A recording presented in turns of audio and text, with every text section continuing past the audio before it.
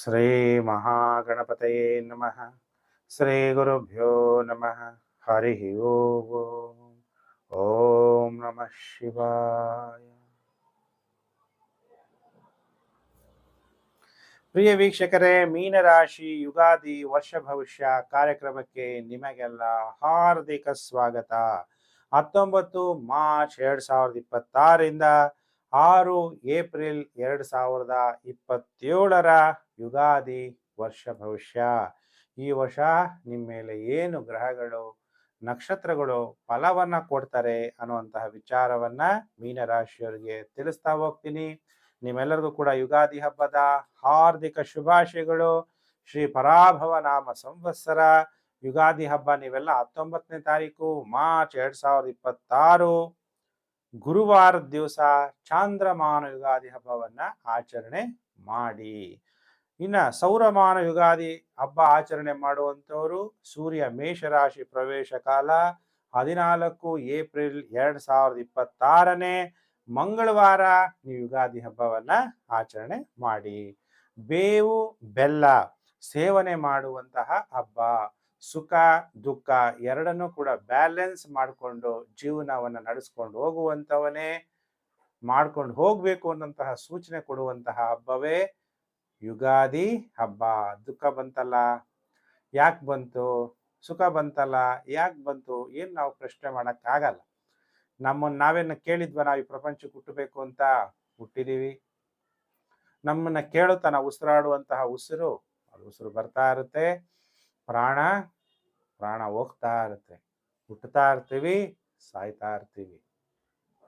ನಿಮ್ಮ ಹೃದಯ ಒಡೆಯುತ್ತೆ, ನಿಮ್ಮನ್ನು ಕೇಳುತ್ತಾ ಇಲ್ಲ. ಹಾಗೆ ಮನುಷ್ಯನ ಜೀವನದಲ್ಲಿ ಎಲ್ಲ ಕೂಡ ಬರುತ್ತೆ.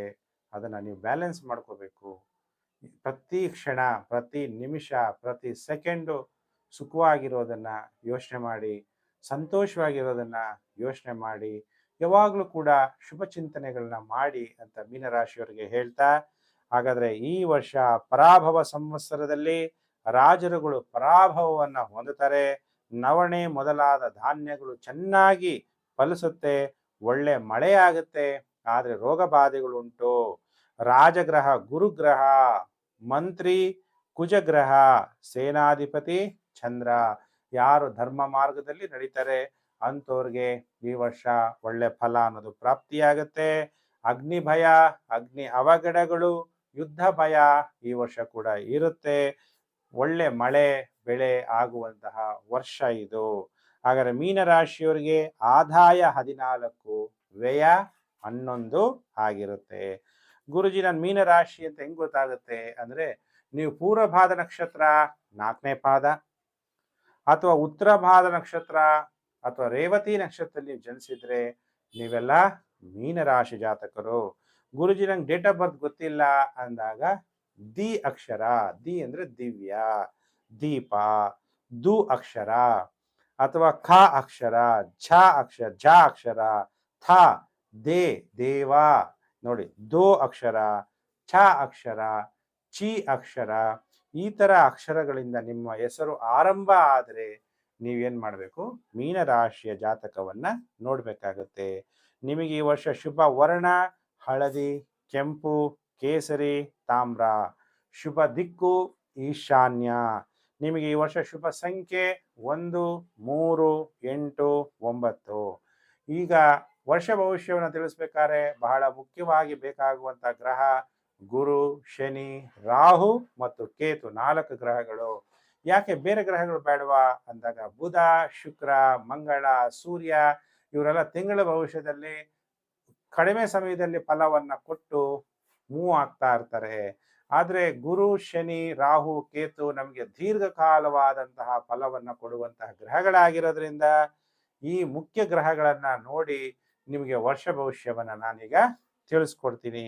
ಪ್ರಿಯ ವೀಕ್ಷಕರೇ, ಯಾವುದೇ ಒಂದು ಶುಭ ಕಾರ್ಯಗಳು ನಡಿಬೇಕು, ವಿವಾಹಗಳಾಗಿರಲ್ಲ, ವಿವಾಹ ಆಗ್ಬೇಕು, ಮನೆ ಕಟ್ಟಿಸ್ಬೇಕು, ಸ್ವಂತ ಮನೆ ತಗೋಬೇಕು, ಉಪನಯನ ಆಗ್ಬೇಕು, ಈಗ ಎಲ್ಲ ಅನೇಕ ಶುಭ ಕಾರ್ಯಗಳು ನಡಿಬೇಕಾದ್ರೆ ನಮಗೆ ಗುರುಬಲ ಅನ್ನೋದು ಇರಬೇಕು. ಹಾಗಾದ್ರೆ ನಿಮಗೆ ಯಾವಾಗ ಗುರುಬಲ ಆರಂಭ ಆಗುತ್ತೆ ಮೀನರಾಶಿಯವರಿಗೆ ಅನ್ನುವಂಥ ವಿಚಾರವನ್ನ ತಿಳಿಸ್ತೀನಿ. ನೋಟ್ ಮಾಡ್ಕೊಳ್ಳಿ. 1 ಜೂನ್ 2026ರಿಂದ 31/10/2026 ನಿಮಗೆ ಗುರುಬಲ ಇರುತ್ತೆ. ಅವಾಗ ಯಾವುದೇ ಶುಭ ಕಾರ್ಯಗಳನ್ನ ನೀವು ಮಾಡಬೇಕು ಅಂತಿದ್ರೆ ಆ ಟೈಮಲ್ಲಿ ನೀವು ಮಾಡ್ಕೊಳ್ಳಿ. ಗುರು ನಿಮಗೆ ಶುಭ ಫಲಗಳನ್ನ ಕೊಡ್ತಾನೆ. ನಿಮ್ಮ ಜನ್ಮ ರಾಶ್ಯಾಧಿಪತಿನೇ ಗುರು ಆಗಿರೋದ್ರಿಂದ, ಗುರು ಈ ವರ್ಷ ಅತಿಚಾರಿಯಾಗಿ ಸಂಚಾರ ಆಗ್ತಾ ಇರೋದ್ರಿಂದ ಈ ವರ್ಷ 3 ರಾಶಿಯನ್ನು ಸಂಚಾರ ಆಗ್ತಾನೆ. ಮಿಥುನ, ಕಟಕ ಮತ್ತು ಸಿಂಹ ರಾಶಿ. ಶನಿ ಈ ವರ್ಷ ಪೂರ್ತಿ ನಿಮ್ಮ ಜನ್ಮ ರಾಶಿ ಮೀನ ರಾಶಿಯಲ್ಲಿ ಸಂಚಾರ ಆಗ್ತಾ ಇರ್ತಾನೆ. ರಾಹು ಕೂಡ 5 ಡಿಸೆಂಬರ್ 2026 ಆಲ್ಮೋಸ್ಟ್ ಈ ವರ್ಷ ಕುಂಭ ರಾಶಿಯಲ್ಲೇ ಸಂಚಾರ ಆಗ್ತಾ ಇರ್ತಾನೆ. 5 ಡಿಸೆಂಬರ್ 2026 ನಂತರ ಕುಂಭ ರಾಶಿಯಿಂದ ಮಕರ ರಾಶಿಗೆ ರಾಶಿ ಪರಿವರ್ತನೆ ಆಗ್ತಾನೆ. ಕೇತು ಕೂಡ 5ನೇ ತಾರೀಕು ಡಿಸೆಂಬರ್ವರೆಗೂ ಸಿಂಹ ರಾಶಿಯಲ್ಲಿ ಸಂಚಾರ ಆಗ್ತಾನೆ. ಆಮೇಲೆ ಕಟಕ ರಾಶಿಗೆ ಸಂಚಾರ ಆಗ್ತಾನೆ. ಹಾಗಾಗಿ ಎಲ್ಲ ಗ್ರಹಗಳ ಸಂಚಾರದ ಆಧಾರದ ಮೇಲೆ ಮೀನರಾಶಿ ಜಾತಕರಿಗೆ ಏನು ಫಲಾನುಫಲ ಪ್ರಾಪ್ತಿಯಾಗುತ್ತೆ ಅನ್ನುವಂಥ ವಿಚಾರವನ್ನು ಕೂಡ ತಿಳಿಸ್ತೀನಿ. ನೀವು 1/6/2026 ಅನೇಕ ಕಷ್ಟಗಳು, ಜನ್ಮಶನಿ, ಸಾಡೆ ಸಾತಿ ಇವೆಲ್ಲ ನಿಮಗೆ ಚಾಲೆಂಜ್ ಆಗಿ ತಗೋಬೇಕು. ಕಷ್ಟಗಳು ಬರೋದಕ್ಕೆ ನಮ್ಮನ್ನ ಗಟ್ಟಿ ಮಾಡೋದಕ್ಕೆ, ಅರ್ಥ ಮಾಡ್ಕೊಳ್ಳೋಕೆ ಅಂತ ತಿಳ್ಕೋಬೇಕು. ಈಗ ನಿಮಗೆ ಧನ ನಷ್ಟ, ಕೆಲವರಿಗೆ ಅನಾರೋಗ್ಯ, ಇನ್ನು ಕೆಲವರು ಮನೆಗಳಲ್ಲಿ ಅಧಿಕ ಖರ್ಚು, ವಾಹನಗಳ ಅಪಘಾತಗಳಾಗುವ ಸಂಭವ ಉಂಟು. ಅದಕ್ಕೆ ನಾವು ಕರೆಕ್ಟಾಗಿ ಗಾಡಿ ಓಡಿಸ್ತಾ ಹೋಗ್ತೀವಿ, ಯಾರು ಸಡನ್ ಆಗಿ ಅಡ್ಡ ಬರೋದು, ಏನಾದ್ರೂ ಆದ್ರೆ ಕಷ್ಟ. ಕೆಟ್ಟ ವ್ಯವಹಾರ ಮಾಡಬೇಡಿ. ಜೂಜಾಟದ ಅಭ್ಯಾಸ ಇದ್ದರೆ ಹಣ ಕಳೆದುಕೊಳ್ಳುವಂತಹ ಸಾಧ್ಯತೆ ಇದೆ. ಯಾರಾದ್ರೂ ನಿಮ್ಮ ಮೇಲೆ ಸುಮ್ಮನೆ ಸುಳ್ಳು ಮೊಕದ್ದಮೆಗಳು, ಕೇಸ್ ಹಾಕುವ ಸಾಧ್ಯತೆ ಇರುತ್ತೆ. ದೋಷಾರೋಪಗಳು, ಈ ತರ ನಿಮಗೆ ಪ್ರಮೋಷನ್ ಇದ್ರೆ ಅದು ಹಿಂಬಡ್ತಿ ಡಿಪ್ರಮೋಷನ್ ಆಗುವಂತಹ ಯೋಗ ಉಂಟಾಗ್ಬಿಡುತ್ತೆ, ಎಚ್ಚರ. ಆದ್ರೆ ಜೂನ್ 2026 ನಂತರ ಗುರು ನಿಮಗೆ ಶುಭ ಫಲಗಳನ್ನ ಕೊಡ್ತಾನೆ. ನಿಮಗೆ ಶೀಘ್ರ ವಿವಾಹನೇ ಆಗ್ತಿಲ್ಲ, ಎಷ್ಟೋ ಪ್ರಯತ್ನ ಮಾಡ್ತಾ ಇದ್ದೀವಿ, ಯಾಕೋ ಸೆಟ್ಟೇ ಆಗ್ತಾ ಇಲ್ಲ, ಯಾವ್ದವಾಗ ಒಂದು ಸೆಟ್ ಆಗಿತ್ತು, ಅವು ಬೇಡ ಅಂದ್ಬಿಟ್ಟು ಈಗ ನೋಡಿದ್ರೆ ಯಾವ್ದು ಹುಡುಕಿದ್ರು ಸಿಗ್ತಾ ಇಲ್ಲ, ವಧು ಸಿಗ್ತಾ ಇಲ್ಲ, ವರ ಸಿಗ್ತಾ ಇಲ್ಲ ಅಂತೀರಿ. ಸಡನ್ ಆಗಿ ಶೀಘ್ರ ವಿವಾಹ ಆಗ್ಬಿಡುತ್ತೆ. ಉತ್ತಮವಾದ ವಸ್ತ್ರಗಳನ್ನ ಧರಿಸ್ತೀರಿ. ಉನ್ನತವಾದ ವಿದ್ಯಾವಂತರಾಗ್ತೀರಿ. ಒಳ್ಳೆ ಅನುಕೂಲಗಳಾಗತ್ತೆ. ಹಣವನ್ನ ಹೂಡಿಕೆ ಮಾಡಿದ್ರೆ ಅದರಲ್ಲಿ ಹೆಚ್ಚು ಲಾಭವನ್ನ ಮಾಡ್ತೀರಿ. ಆದಾಯ ಹೆಚ್ಚಾಗುತ್ತೆ. ಘನ ವ್ಯಕ್ತಿಗಳ ಜೊತೆ ಸೇರ್ತೀರಿ. ತಮ್ಮ ಹೂಡಿಕೆಯಲ್ಲಿ ಉತ್ತಮ ಆದಾಯ, ನೀವು ಮಾಡುವ ಕೆಲಸದಲ್ಲಿ ಹೊಗಳಿಕೆ, ಪ್ರಾಮಾಣಿಕವಾಗಿ ಕೆಲಸ ಮಾಡ್ತೀರಿ, ದಕ್ಷತೆಯಿಂದ ಕೆಲಸ ಮಾಡ್ತೀರಿ ಅನ್ನುವಂತಹ ಹೊಗಳಿಕೆ ಕೂಡ ನಿಮಗೆ ಪ್ರಾಪ್ತಿಯಾಗತ್ತೆ. ಎಲ್ಲಾ ಕೆಲಸ ಕಾರ್ಯಗಳಲ್ಲೂ ಜಯ ಪ್ರಾಪ್ತಿಯಾಗತ್ತೆ. ಮತ್ತೆ ಮೀನರಾಶಿ ಜಾತಕರಿಗೆ 31/10/2026 ನಂತರ ಮತ್ತೆ ನಿಮಗೆ ಕಷ್ಟ ಕಾಲ ಆರಂಭ ಆಗುತ್ತೆ. ಹೊಟ್ಟೆ ವ್ಯಾಧಿ, ಬೆಂಕಿಯಿಂದ ತೊಂದರೆ, ಆ ಥರ ಎಲ್ಲ ವ್ಯಾಜ್ಯಗಳು, ಜಗಳಗಳಾಗುವಂಥದ್ದು, ಈ ತರ ಪರಿಸ್ಥಿತಿ ಉದ್ಭವ ಆಗುತ್ತೆ. ಎಚ್ಚರ. ಇದು ವರ್ಷ ಭವಿಷ್ಯದಲ್ಲಿ ಯಾವ ಡೇಟಲ್ಲಿ ಏನಾಗುತ್ತೆ ಅನ್ನೋದನ್ನ ನೀವೆಲ್ಲ ಪೆನ್ನು ಪೇಪರ್ ಇದ್ರೆ ಬರೆದಿಟ್ಕೊಂಡ್ರೆ ನೀವೇ ಬಹಳ ಬುದ್ಧಿವಂತರಾಗಿರ್ತೀರಿ.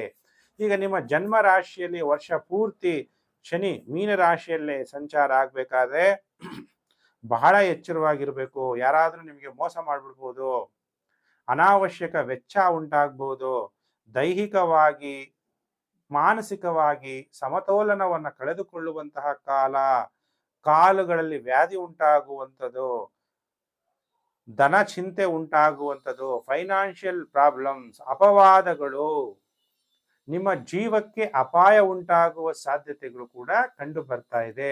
ಜನ್ಮ ಶನಿ ಕಾಟ ಇರುತ್ತೆ, ಬಹಳ ಎಚ್ಚರ. ರಾಹು ಕೂಡ ನಿಮ್ಮ ಜನ್ಮ ರಾಶಿಗೆ ಈ ವರ್ಷ 5ನೇ ತಾರೀಕು ಡಿಸೆಂಬರ್ವರೆಗೂ 12ನೇ ಮನೆ ಸಂಚಾರ ಆಗ್ಬೇಕಾದ್ರೆ ಕೆಲವರು ಆಸ್ತಿಯನ್ನ ನಷ್ಟ ಮಾಡ್ಕೊಂತೀರಿ.